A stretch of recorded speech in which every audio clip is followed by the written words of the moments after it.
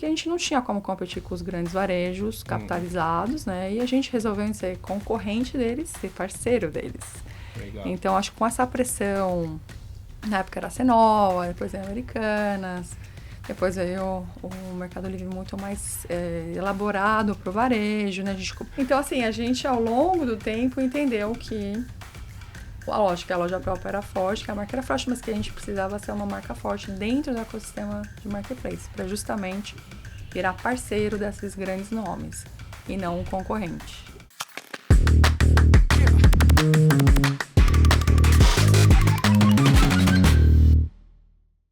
E no episódio de hoje vamos falar de tecnologia, expansão e reinvenção no e-commerce brasileiro. A nossa convidada de hoje está à frente de uma das marcas mais reconhecidas no comércio de eletrônicos no varejo online. Uma empresa com mais de 10 anos de atuação no e-commerce brasileiro, referência em tecnologia, inovação e atendimento ao consumidor brasileiro, que está em plena fase de expansão de categorias, mercados e modelos de operação. Hoje a gente recebe Cristiane Sens Bastos, founder e CEO da Mega Mamute. Cristiane, ou Cris, né? Me permita te chamar de Cris, seja bem-vinda. Obrigada, Cláudio. Um prazer estar aqui com vocês. Obrigada pelo convite.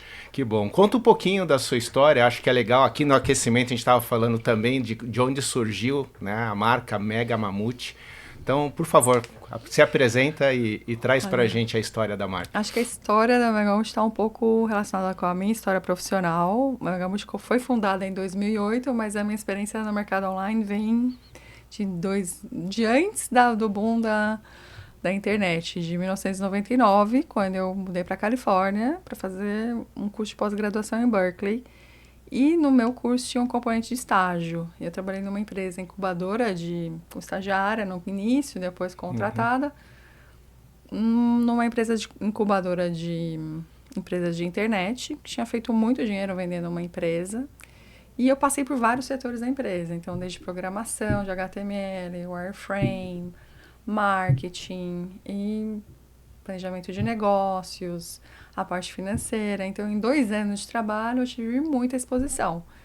E logo depois disso, eu comecei a empreender, mas empreender na Califórnia. Então, eu passei a vender no mercado online, no mercado de marketplace, produtos do Brasil que eu importava, como minerais, pedras preciosas, até a biquíni da Rosa Chá na época. Então, tinha algumas marcas e eu gerenciava essa operação.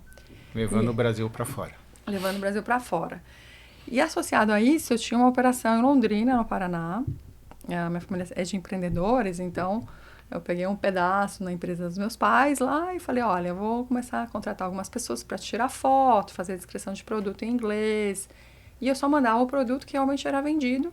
E ele era exportado, entrava na malha da UPS, que é uma empresa de transporte nos Estados Unidos, e era entregue direto para o cliente. E essa operação cresceu, mas acho que ela chegou num limite, né?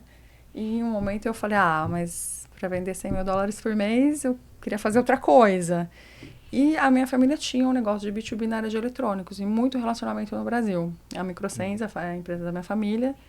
E aí eu falei assim, por que não fazer um braço de varejo online, sendo que eu tive tanta experiência. Em 2007, o Brasil estava começando o varejo online, né? Então, a gente fez um teste de uns 6 meses, onde eu vendi só produto que voltava, que eles já não iam entregar para algum projeto, ou que era RMA, que eles chamavam, né? Um produto bom ainda, mas que a caixa não estava tão boa. E foi um super sucesso. Eu falei assim, não, agora vamos fazer uma marca. Então, a gente começou a pensar no nome da empresa. E, assim, a gente pensou num nome grande, um nome que coubesse tudo, porque se algum dia a gente adicionasse mais categorias, a gente não queria ser chamado de eletro ou alguma coisa relacionada a algum outro tipo de categoria. Então, Mamute, né, e a conotação assim, do M de ser uma letra meio de sorte na minha família. E, enfim, o Mega Mamute, quando veio, né, dessa busca de nomes da agência, assim, caiu como uma luva. No começo existia, assim, muita dúvida, né? Porque o nome era muito diferente. Mas acho que ao longo dos anos, né? Com a gente provando a operação, ele é um nome muito mais reconhecido hoje no mercado. Que história. Parabéns. Obrigada. E Cris, eu vou até fugir aqui um pouco do roteiro e já vou para uma pergunta. Quando você disse já na sua introdução, naquele momento o comércio eletrônico era quase nada no Brasil, Sim. né?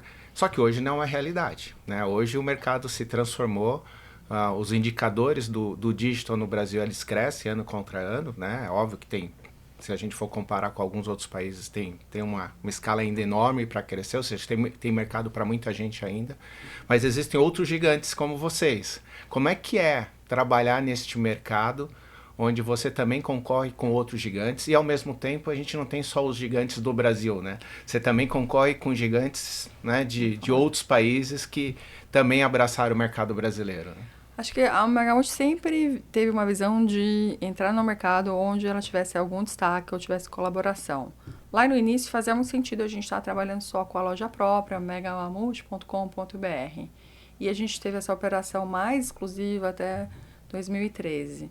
A partir de 2013, eu resido ainda na Califórnia há 25 anos, fundei a empresa de lá. E o que a gente viu que o mercado já tinha, né? Eu já tinha começado a vender na eBay lá atrás, a Amazon já tinha se consolidado como marketplace.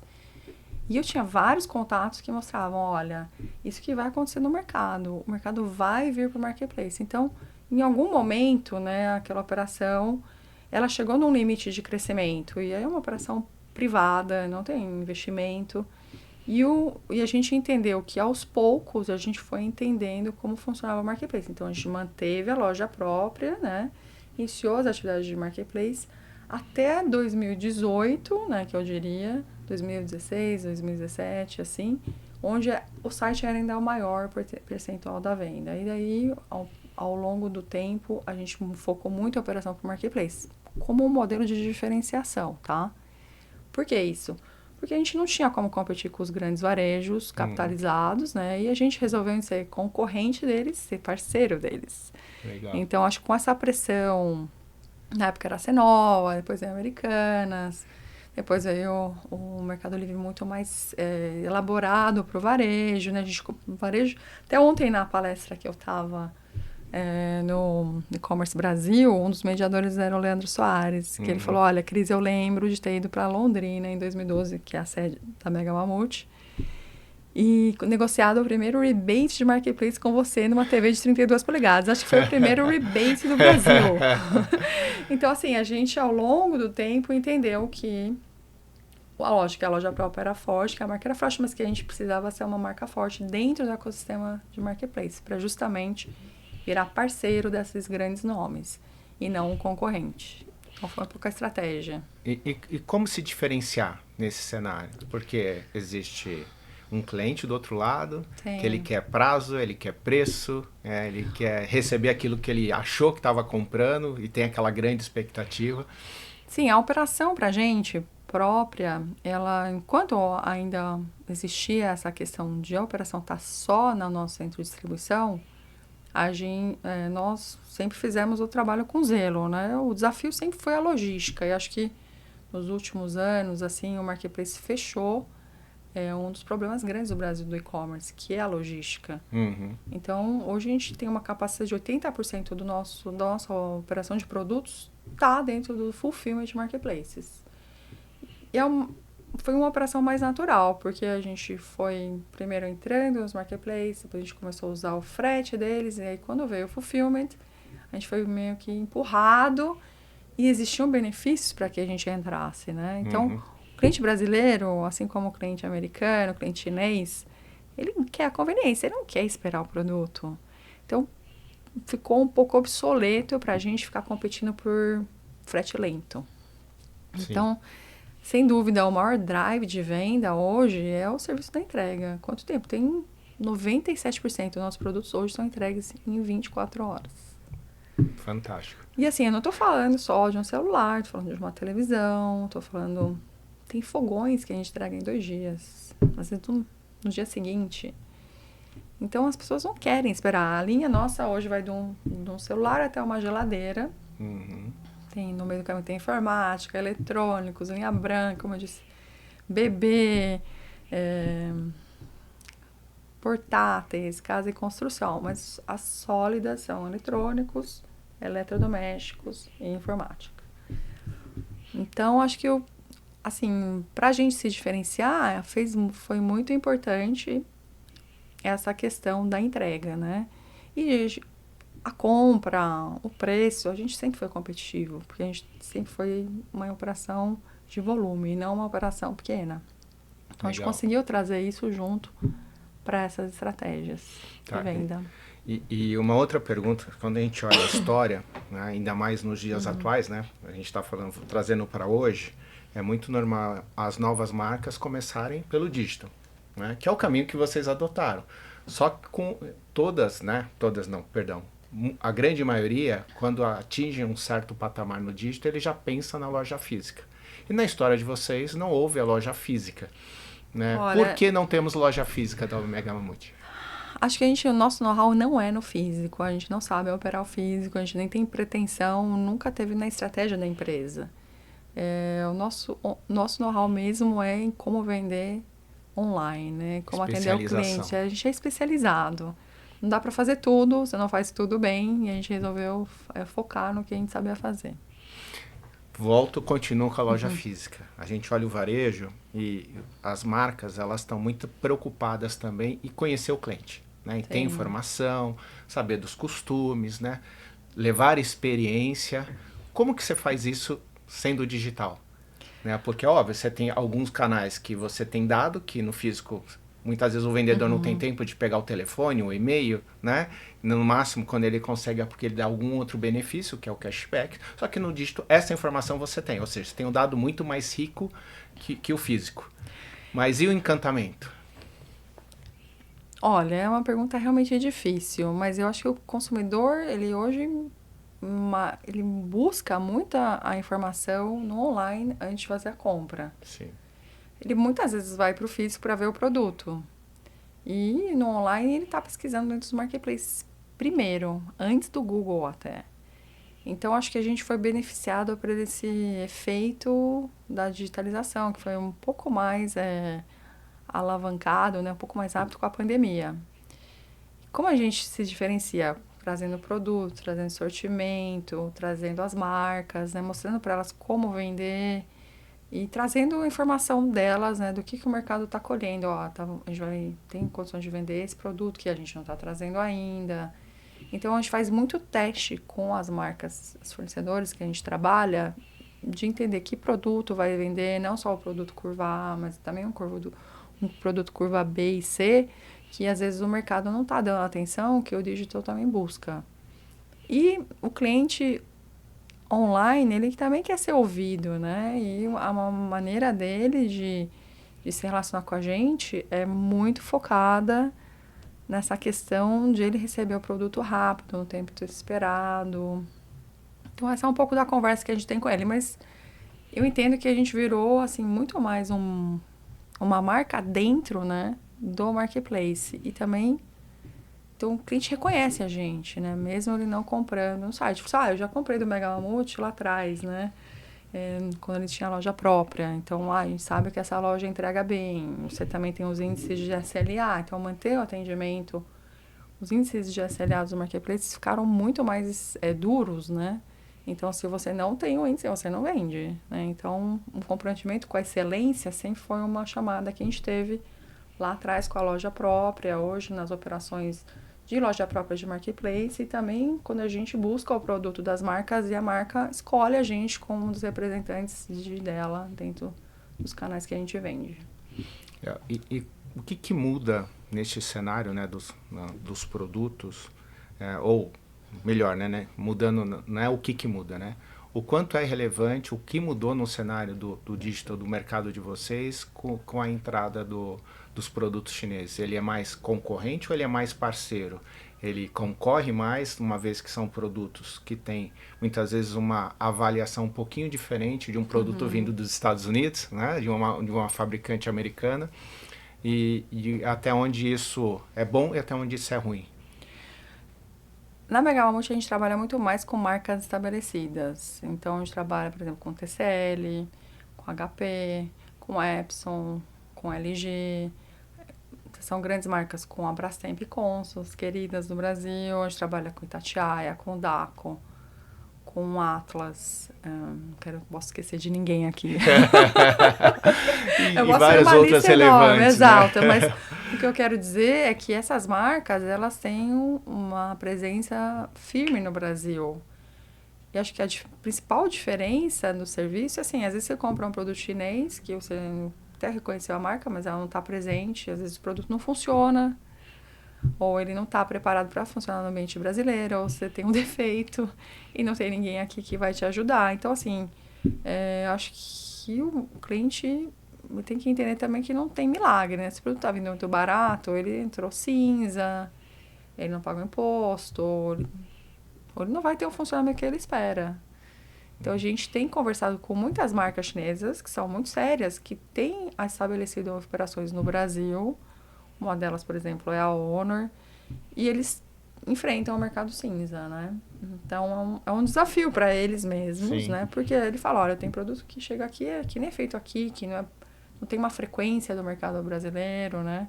Então, o cliente acaba tendo uma má experiência. Acho que uma má experiência basta para você entender que aquele não é um produto que você quer ter, senão você vai ter que comprar ele várias vezes, né? Uhum.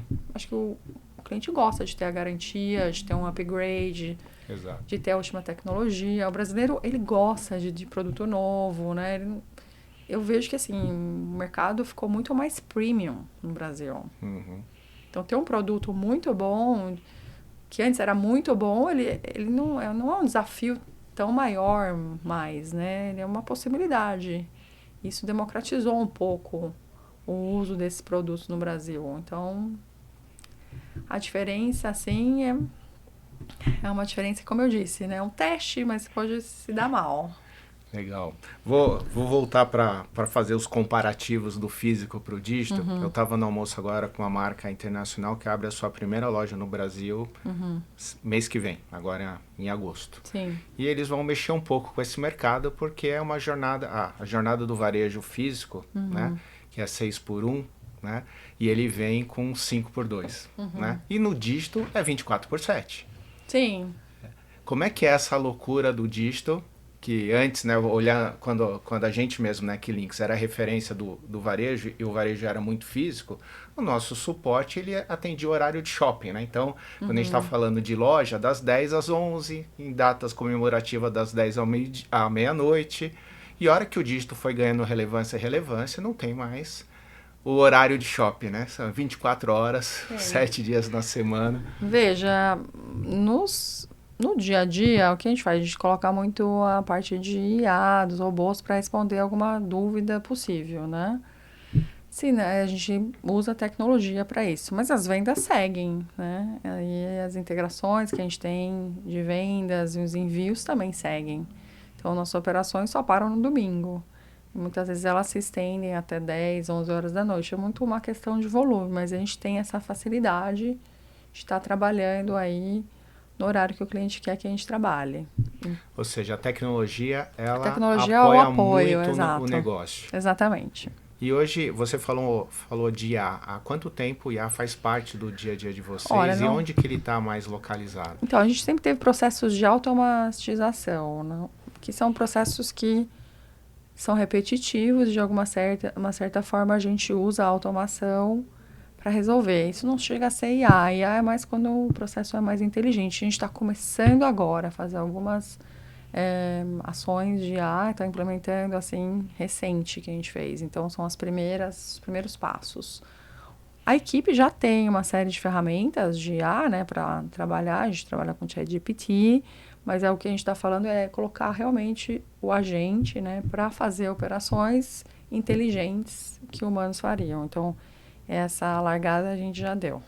E vocês estão usando tecnologia do mercado ou vocês estão desenvolvendo dentro de casa? A gente está usando, assim, o Megamont, a gente tem esse diferencial de desenvolver muito da tecnologia que a gente usa, até porque quando a gente começou, essas tecnologias não existiam e a gente fez os desenvolvimentos, a gente customiza. Essa é a ferramenta que as pessoas usam na empresa, então a gente chama carinhosamente de Mega Hub. E, ao mesmo tempo, Essas ferramentas de IA, a gente não está fazendo in-house. A gente tem um parceiro ajudando a gente, um parceiro muito próximo que está fazendo o trabalho junto com a gente, bem dedicado, customizado. Boa. Como que a gente pode falar dessa constante transformação, a expansão de categorias, né, que você comentou que vocês estão sempre avaliando novas categorias, né, e modelos de operação. Quais são os próximos passos que vocês, olhando para o futuro? Olha, sem dúvida, são dois, né? Continuar fazendo uma expansão de marketplaces. Então, recentemente a gente entrou no TikTok, a gente está finalizando a integração com eles. A gente está na Shopee, que também é um novo marketplace. Então, a gente continua expandindo o marketplace e retornando a alguns que eram grandes parceiros, como Casas Bahia, que voltaram para o mercado muito mais forte, com muito mais apelo. Então, esse é um lado, de você estar presente em vários canais online ao mesmo tempo. Do outro lado, uma coisa nova que aconteceu com a gente foi realmente a questão de fornecedores virem pedir apoio para fazer a digitalização da operação deles online. Tema interessante. Como você mesmo disse, todo mundo quer ter a conversa com o cliente, né? Existe um movimento para isso, mas também é caro digitalizar para uma fábrica que está acostumada à operação de varejo. Então, mais recente, a gente subiu agora a operação da TCL, que é hoje um dos maiores fabricantes de eletrônicos do Brasil. O primeiro ou segundo lugar fica ali nessa posição. Eles estão com uma estratégia online muito bacana de fazer a loja própria e também estar presente nos marketplaces, e a gente está fazendo. Eles têm toda uma estratégia que a gente tem concretizado para eles, uma parceria super bacana que já está rolando aí faz um ano. Então, esse é uma nova vertical para a gente, né? Vem dessa especialidade, a oportunidade de a gente estar podendo trazer esse serviço para um fornecedor que trabalhou muitos anos com a gente comprou na compra e venda e que viu que a gente tinha essa dedicação e podia trazer resultados para eles. Então, você começa construindo a história, você começa no canal digital direto, você expande para o marketplace e agora o D2C é um novo canal de venda que vocês estão abraçando e investindo. Perfeito, né? O Full Commerce, ele está aí há um ano rodando, a gente tem ainda pequenos clientes, a gente está muito focado em operações aí que a gente já trabalha e como a gente pode alavancar elas, escalar elas no digital. E Cris, quando a gente vai para a loja física, ele tem uma restrição de espaço. Então, ele faz uma curadoria de um portfólio de produtos, mas aquilo que ele vai colocar na loja física, né? Porque espaço é caro. Como definir esse sortimento para algo que você não tem limitação de espaço, né? O e-commerce vai te possibilitar tudo. Sim, acho que a principal definição é número. Hoje acompanha muito o GfK, que é a participação de mercado, de produtos. A gente também acompanha muitos dados dos próprios fabricantes. E a gente acompanha também uma outra ferramenta, que é muito mais focada no Mercado Livre, chamada Nubimetrics.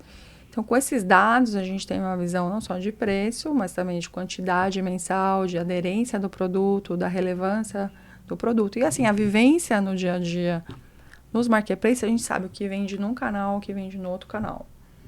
Você fala que não tem uma limitação de espaço? Tem uma limitação de espaço, né? Porque hoje, como eu disse para você no começo, 80% da nossa operação acontece no fulfillment. E fulfillment é armazém, né? Um armazém dedicado para cada canal e ele também tem outros sellers, tem a própria operação dele. Então, ele está interessado em produtos que vão ter giro, que tem ticket, né? Hoje o nosso ticket médio é alto, é acima de R$2.000. Então, eu acho que a gente está sempre meio que olhando para essa questão, né? Qual é um produto que vai ter um bom giro, tem um ticket alto e ele vai ter um bom apelo. Não é o nosso cliente, né? É o cliente do marketplace. Cada marketplace tem uma característica diferente e tem uma aderência diferente de produto. E falando de novo de expansão, loja física não está em voga, mas Brasil e continuamos só Brasil? Ou vão te Vamos... incomodar lá, tirar seu lugarzinho lá e vamos expandir isso para outros países?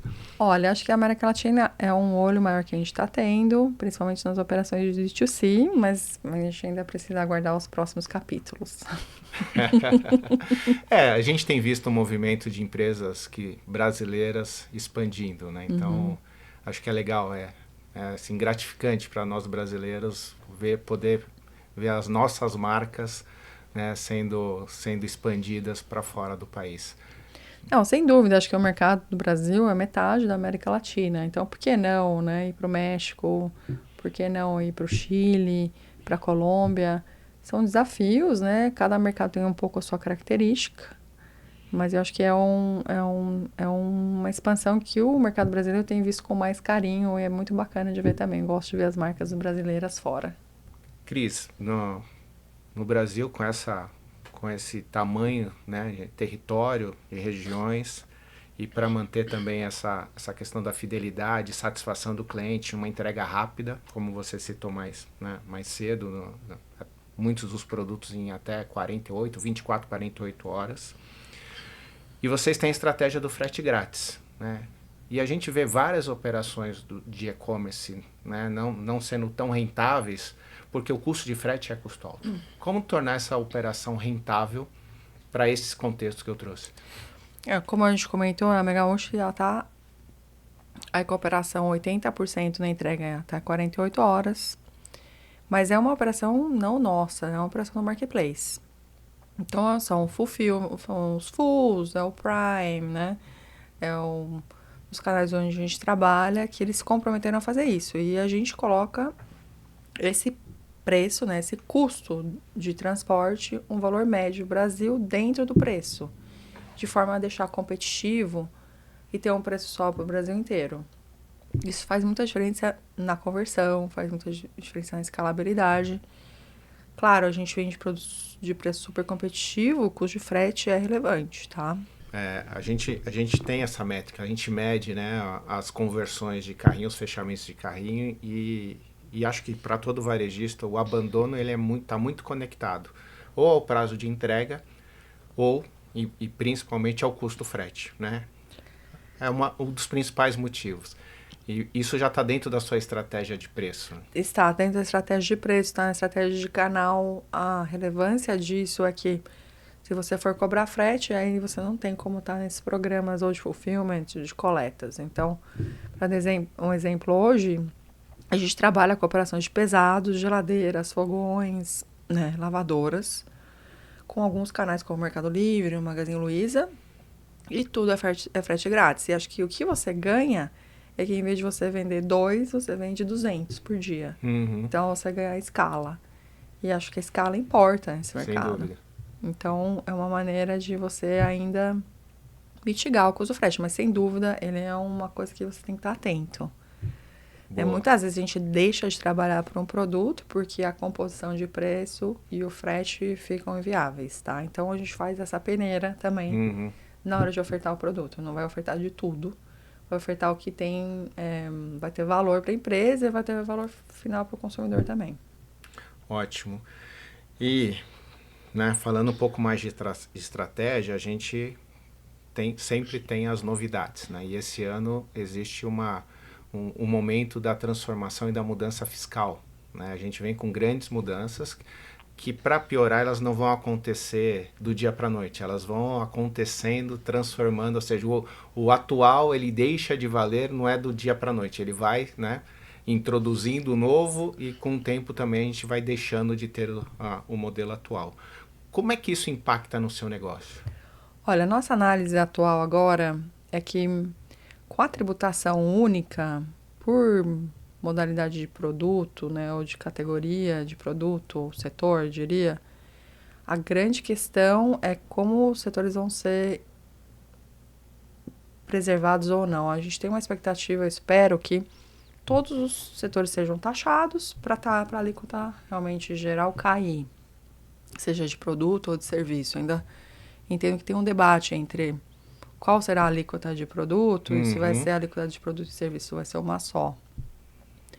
Mas, assim, de um ponto de vista, me agrada que vai ser simplificado. meu ponto de vista também me agrada que vai ser exposto para o cliente final, né? Qual que é o valor do produto e quais são os impostos que eles vão pagar, e isso vai estar geograficamente claro também para ele, onde ele morar. Então, vai ter o imposto da cidade, do estado, enfim. Existem ainda algumas dúvidas de como vai funcionar, mas vai ficar visível para ele que aquilo custa 100 e que o 10 é um imposto e que outros 15 é outro imposto, né? Enfim, ele vai ter uma transparência maior. Então, e assim, também vai valer para todos. É um imposto líquido. Que é aí onde todo mundo vai ter que se adequar, né? A gente hoje no setor online tem uma dificuldade muito grande com um imposto chamado DIFAL, que é basicamente quando você manda o produto para outro estado, né?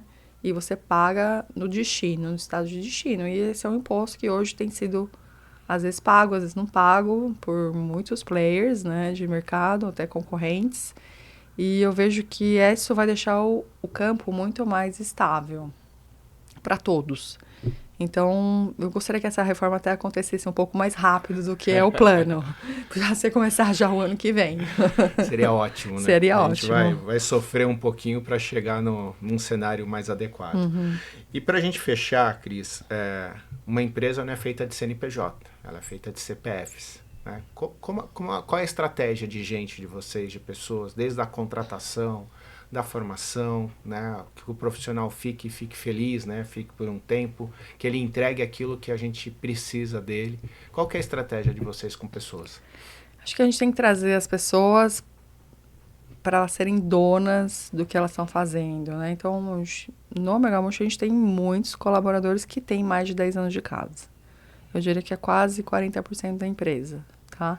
Então, são pessoas que viram o negócio se transformar e foram agentes de transformação.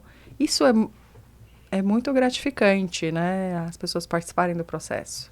Então, acho que até pelo fato de eu não estar presente localmente o tempo inteiro, como eu falei no começo, eu estou na Califórnia, eu estou sempre no Brasil, às vezes mensalmente, mas no dia a dia eu preciso ter a confiança de delegar muitas atividades. Então, a gente tem gerentes, tem diretores, e são pessoas que abraçam, né? Então, a gente sempre fala que no Omega Multi você tem que vir trabalhar disposto a saber que no outro dia que você for trabalhar, talvez seu trabalho seja totalmente diferente do dia de hoje. E ainda mais se você estiver na área de vendas, na área de marketplace, né? O marketing, mesmo na área financeira, na área de compras, porque existem sempre, como a gente comentou no começo, modelos de operação novos, né? Maneiras novas de ver. Porque justamente a gente não está vendendo só no nosso espaço, a gente está vendendo uma série de espaços que a gente não tem controle, que a gente está se adaptando a outros modelos de negócios, se ficando especialista em outros modelos de negócio, se adaptando a rotinas dinâmicas aí do mercado. Então, assim, a minha sugestão é trazer as pessoas para conversa, ter conversa franca, treinar também, né? Acho que muitos dos profissionais que a gente está buscando, eu não estou buscando pessoas que saibam fazer, mais pessoas que têm capacidade para aprender e exercer aquele trabalho no dia a dia. Muito então, bom. Acho que o time sempre tem, numa grande empresa, até falei ontem no evento do Fórum do E-Commerce Brasil, né? Agradeci o time que estava presente em peso. Eu falei, olha, ninguém faz nada sozinho, você faz sempre isso com o time. Então, sempre fica aqui esse recado, né? Que o time é uma coisa bem relevante no sucesso da empresa. Sem dúvida. Que bom. Cris, aqui no Pod, a gente tem um desafio, né, para os nossos convidados, né? E eu queria escutar de você uma marca que você admira, pode ser de qualquer segmento, e uma pessoa que tem uma boa história que você possa nos indicar para que a gente traga num próximo episódio. Olha, eu recomendaria o Fernando Soares da Canto Store, da Cantu, né, da Pneu Store. Eu participei com ele no podcast ontem, eles têm uma operação fantástica. Eu nunca comprei deles, assim, mas pelo que a gente trocou de ideia ontem, sabe, nesse evento, eu acho que ele seria um bom convidado para vocês. Sem dúvida, eu conheço um pouquinho da história, não conheço ele, mas já li sobre a marca, sobre ele. Que bom, obrigado pela dica. Cris, foi um prazer te receber aqui no Pod do Varejo. Né? Obrigada, Cláudio, pelo convite. Obrigada, Linksys. Que legal. É muito bom poder compartilhar, né, essa história de empreendedorismo. Né? Uma história, eu diria, né? Tem que olhar todos os episódios que nós tivemos, mas um pouco não, bastante diferente do que a gente está acostumado, porque a gente está falando de uma empresa 100% digital, né? E a grande maioria dos nossos clientes, eles operam em diversos canais, mas principalmente no físico, né? Então, é uma história diferente, que traz muitos insights, e eu tenho certeza que os nossos seguidores vão ficar felizes e vão tirar muito aprendizado para colocarem no dia a dia e na prática da operação deles. Ficou feliz, espero que tenha contribuído. Obrigada de novo pelo convite. Obrigado, Cris. E até a próxima. Fiquem conosco, sigam os nossos canais para que estejam conectados com os nossos próximos episódios.